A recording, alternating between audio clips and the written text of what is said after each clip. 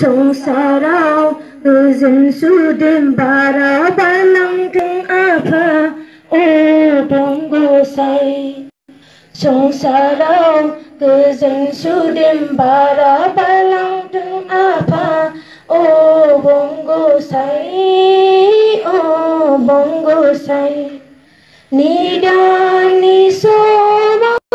गोसोखौ हमथाहायाब्ला नुजाफै आफा नोंजोंनो सोरां होफै निदाननि समाव गोसोखौ हमथाहायाब्ला नुजाफै आफा नोंजोंनो सोरां होफै सैथो समायना आब्रु साबना हामना अरायबो दिदोमै थाबाय थाथों आफा अबं गसाइ गोजोन खुसियै आलो आलोयै अरायबो थांनानै थानो हाथों आफा अबं गसाइ संसाराव गोजोन सुदेम बारा बारलांथों आफा अबं गसाइ संसाराव गोजोन सुदेम बारा बारलांथों आफा अबं गसाइ अबं गसाइ अबं गसाइ अबं गसाइ अबं गसाइ अबं गसाइ गोजोन्थों आर'जनि हाबाफारियाव बाहागो लानो थाखाय आं बयनिसिमबो गोजोननाय जासियो दुलाराय बर' फरायसा आफादनि जानानै साफ्रोमनिसिमबो फिन खनसेबाव गोजोन फुंबिलिनि गाहाम हामलायनायखौ जासिग्रोबाय क'क्राझार जिल्ला दुलाराय बर' फरायसा आफादा बे मोननै साब डिभिजनखौ लानानै बे मोननै साब डिभिजननि जिथु जों गामियाव थांनि गामिनि रायजो राजा आइ आफा फंबाय बिनानाव बिथांमोनजों सावरायनाय जे साइकेल सालायनाय आइजोफोरनि बे हाबाफारिया दिनै फैयै फैयै ब्रैथि सान सफैबाय आरो बे हाबाफारिखौनो दैदेननाय जोंनि दुलाराय बर' फरायसा आफादनि सासे नेहाथारि रंगिना बरगयारि बिथां आरो बेयावनो क'क्राझार जिल्ला दुलाराय बर' फरायसा आफादनि गाहाय नेहाथारि सोमदोन ब्रह्म क'क्राझार जिल्ला दुलाराय बर' फरायसा आफादनि गोबाव समनिफ्रायनो आदा लरेन्स इस्लारि मिरु दुलाराय बर' फरायसा आफादनि गाहाय नेहाथारि बिथांमोनजोंनो समब्रा समब्रि बे दखरानिफ्रायनो खामानि मावलांनाय आदा प्रसेन ब्रह्म बिथां जिल्लानि दैदेनगिरि आरो गुबुन गुबुन दखरानि आफादगिरि गाहाय नेहाथारि आरो गुबुन गुबुन दखरानि जे साइकेल सालायनो होननानै बाहागो लाफैनो हानाय साफ्रोमबो बिनानाव नोंथांमोननिसिम फिन खनसेबाव गोजोन फुंबिलिनि गाहाम हामलायनायखौ जासिबाय थिपकाइ दखरानिफ्राय साब्रै जोंहा आब'मोन बिथांमोन सिनियर आब' बिथांमोनहा बाहागो लादों दा बिथांमोनखौबो आं फिन खनसेबाव दुलाराय बर' फरायसा आफादनि जानानै साबायखर बावबाय जों हारिखौ बोराय बुरि सेंग्रा सिख्ला सबबो ओंखारलायनानै जों हारिखौ मोजाङै दानांगोन दिनै जाय जाय बिथांमोना दाखालि बावबाय साइकेल सालायगासिनो दङ आरो बे जारिमिन बे खस्थ' खालामनाया ओरैनो थांनाय नङा क'क्राझार जिल्ला दुलाराय बर' फरायसा आफादनि जारिमिनाव बे 203 आइजोफोरा जे साइकेल सालायबाय खस्थ' खालामबाय हारिखौ दानो होननानै न' बां गारनानै फैदों बे जारिमिनाव थागोन जाय जाय दखरानिफ्राय सफैदों बे दखरानि जारिमिनावबो साफ्रोमबो जोंनि बिनानाव बिथांमोननि खस्थ' खालामनाया बे जारिमिनाव थालांगोन दिनै जाय हाखौ जों बड'लेण्ड बिदों क'क्राझार चिरां बाक्सा उदालगुरि नलबारि आरो कामरुप बरपेटा सनितपुर बिश्वनाथ लखिमपुर धेमाजि बे जिल्लायाव जोंहा 15 लाख बर'फोर दङ आरो प्रप'ज बड'लेण्डनि बाहेरायाव हरै आसामाव ब्रह्मपुत्रनि खोलाहा जोंहा 10 लाखफोर दङ दा जोङो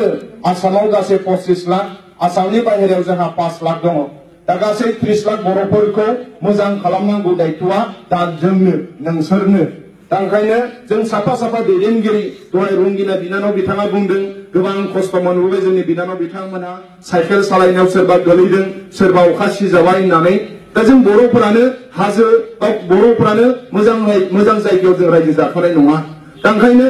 जों खस्थ' मोनदों दा बिनानाव बिथां नोंसोरो साइकेल सालायना गोबां खस्थ' मोनबाय सोरनाबा साइकेला गाज्रि जाबाय सोरनाबा दुखु मोनबाय दा बे खस्थ'खौ जों सुजि खालामखानांगोन आथिखालनि लाइमोनफ्रा जों साफ्रोमबो खस्थ' खालामनो नांगोन नोंथांमोननि खस्थ' खालामनायखौ जों दुलाराय बर' फरायसा आफादनि जानानै साबायखर बावबाय आरो इयुन समावबो जों खस्थ' खालामनो नांगोन दा टटेल रेभलिउसन फर टटेल चेन्ज आबुं जांख्रिथाय आबुं सोलायनाय बे ओरैनो फैनानै थाङाखै जाय जों जेला खस्थ' खालामो अब्ला बै मुंख्लंफोरखौ गोसोखांनांगौ 1135 जना जोंनि थाखायनो बिथांमोना जिउखौ बावलांबाय गायदे आरो हेलेना आबो बिथांमोना आसाम पुलिसनि गुलियाव बिथांमोना मुंख्लं जानांबाय दा बिथांमोना जिउखौनो गारदों दा जोंनावथ' जिउआ दंबावो ओंखायनो जों खस्थ' खालामबावनांगोन जों खस्थ' खालामनायनि गेजेरजों जों थि खालामनांगोन दिनै बर'फोरनि समाजा बारा थिग नङा गोबां बर' लाइमोनफ्रा सानफा एफा जौ लोंनानै थैगासिनो दङ बै गामिफोरखौ जों थि खालामनांगोन आरो साफ्रोमबो बे 30 लाख बर'फोरनि गेजेराव साफ्रोमबो 30 लाख बे आसामाव जि जायगायाव बर'फ्रा रायजो जानानै दं बे गामिफोरखौ जोङो टटेलि जिर' जौनि जिर' ससियेल एक्टिभिटिसनि जिर' दुखियानि जिर' दा बेफोरखौ जों थि खालामनांगोन आसामाव बयनिफ्राय खस्थ' खालामनाय हारि होनोब्ला खखाबाव गारि गोनांफोर हारिखौ बाद होनानै बर'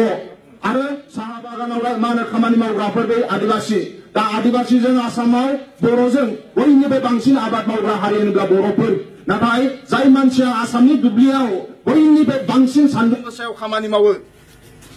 बयनिफ्राय बांसिन सान्दुं गोसायाव खामानि मावो बै बर' न'खरफ्राव फैसाया गैया दिनै बै बर' न'खरफ्राव दिनै मैदेरजों गाख्रेब जालाङोब्ला न' लुफिननो फैसा गैया गथ'फोरा बेमार जायोब्ला फाहामफिननो थाखाय फैसा गैया बै न'खरफ्राव दिनै फैसाखौ जा सानसे माने खामानि मावनानै माने फिसाला फिसा हिनजावखौ लेखा फोरोंनानै बिमाफ्रा सानो नाथाय फिसाइफोरा बे फैसाखौ सेख'नानै जौ लोंनानै न'खरफ्रा थुब्ला गावस्रायो दा बैफोरखौ जों थि खालामनांगोन दा मोनफ्रोमबो बर' गामिनिफ्राय जों जौ जुवाव गोजानाव थानाय आरो साफ्रोमबो मानसिफोरखौ खामानि मावहोनायाव आरो साफ्रोमबो मानसिफोरखौ मोजां रायजो जानायाव आरो साफ्रोमबो गथ'फोरखौ लेखा फोरोंनायाव आरो साफ्रोमबो मानसिफोरखौ खोमसि फोथायनायनिफ्राय गोजानाव दोननाय आरो साफ्रोमबो बर' न'खरफोरखौ मोनफ्रोमबो बर' न'खरफोरखौ सानसे माने खामानि मावोब्ला बिथांमोना जाहाथे हराव बोथिसे ओंखाम मोजां मोनजानानै जाहाथे उन्दुलांहोनो हानाय बे खामानिखौ जों जेरैखि जाया मावथारनांगोन आथिखालनि लाइमोनफोरनाव गोबां जोंहा मोनसे डिमान्ड थाबाय टटेल रेभलिउसन फर टटेल चेन्जखौ बुहुमाव चाइनाया जागायजेनदोंमोन चाइनानि लाइमोनफोरा जेब्ला जागायजेनदों बिथांमोना हाजो सायाव साइकेल सालायदों हाजो सायाव बिथांमोना थाबायलांदों बिथांमोना दैमाखौ बारदों गोदनासे दैखौ बारदों बिथांमोना 7 मास मोनसे ड्रेसखौनो गाननांदों दिनै जों टटेल रेभलिउसन फर टटेल चेन्जआव जोंनि गामसायाबो सानसेयावनो सोलायबाय थायो जाय मिज'रामखौ दालांदों मिज'रामखौ मानसिफोरा मिनिदोंमोन आलादा रायजो जायोब्ला आसामनिफ्राय मिजु मानसिफोरा ओंखाम मोनजानाय नङा मिजुफ्रा राननानै थैजोबगोन होननानै नाथाय मिजु लाइमोनफ्रा बुंदों जों थासान्दियाव जों बिदि खालामा दा मिजु मानसिफोरा जेब्ला गावसिनि थाखाय आलादा रायजोनि थाखाय संग्राम खालामदोंमोन बिथांमोनाबो सप्ता खनसे दा बिथांमोनाबो सप्ता खनसे गाहाम ओंखाम मोनजायालासिनो बिथांमोना संग्राम खालामलांदों दा दिनै ना जों सप्ता खनसे ओंखाम मोनजायालासिनो थादों ना जोङो 7 मास गांसे लंपेन्टखौनो गांसे गस्लाखौनो गाननानै थानांदों दा बेफोरबायदि जोङो खस्थ' मोनबावाखै जोंनि सिगांनि जाय बिथांमोना बर' हारिखौ गेरेमसा हारि खालामनो थाखाय संग्राम खालामलांबाय बिथांमोना जोबोद खस्थ' मोनदों आथिखालनि जोंनि लाइमोन बिथांमोना जोङो बिराद खस्थ' जोंबो खालामनांगोन दुलाराय बर' फरायसा आफादनि मानव गेदेर आफादगिरि प्रमद बर' आरो गाहाय नेहाथारि लरेन्स आदा बिथांमोननि जे दैदेननाय जे बिथांमोननि जे साननाय बेखौ जोङो मोनफ्रोमबो गामियाव लानानै थांनांगोन बर' हारिनि बिफा बड'फानि जे साननाय बेखौ जों मोनफ्रोमबो गामियाव लानानै थांनानै आथिखालनि लाइमोनफोरनाव जोंनाव बिबान जानानै थाबाय ओंखायनो जों गिबियाव गावसो मोजां जाग्रोनांगोन अब्लासो जों मालायखौबो जों मोजां खालामनांगोन जों जेरैखि जाया थांनानै थासान्दियाव जेब्लासिम जोंनि मोदोमाव थुबथिंसे थै थायो जों बर' हारिखौ अननांगोन आरो गुबुन रावबो लाइमोनफोर सोरबा इउनिभार्सिटिनिफ्राय फरायनानै सोरबा कलेजनिफ्राय फरायफैनानै बर' हारिखौ मोजां खालामगोन बेखौ साननो नाङा जोंनो खालामनांगोन बर' हारिखौ ओंखायनो जों साफा मोजां मानसि जानांगोन जों थैजासे आलादा रायजो मोनागौ माने जों साफ्रोमबो थानाय मानसिफोरा जोङो जेरैखि जाया जुजिबाय थागोन जोंनि मोदोमाव बेसेबांसिम थै थागोन जेरैखि जाया जों साफ्रोमबो बर' मानसिखौ जाहाथे मोजाङै फोथांनानै दोननो थाखाय बे बुहुमाव खामानि मावनांगोन आरो साफ्रोमबो मानसिखौ जों जौ जुवानिफ्राय गोजानाव दोननो थाखाय खामानि मावनांगोन सिगाङाव जोंबो जौ जुवानिफ्राय गोजानाव थानांगोन आरो फैबाय थानाय समाव बर' हारिनि बिफा बड'फा उपेन्द्रनाथ ब्रह्मनि जे सिमां बेखौ जे बुहुमाव बर' हारिया गेरेमसा जानांगौ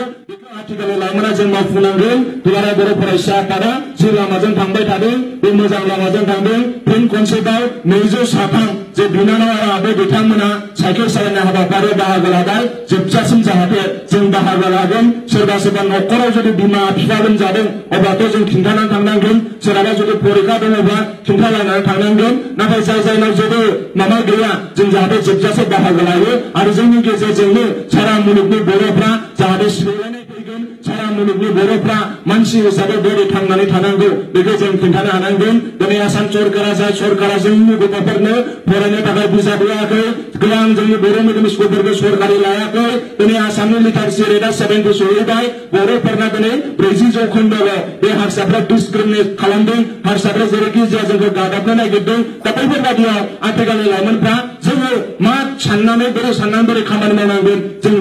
गावजों गाव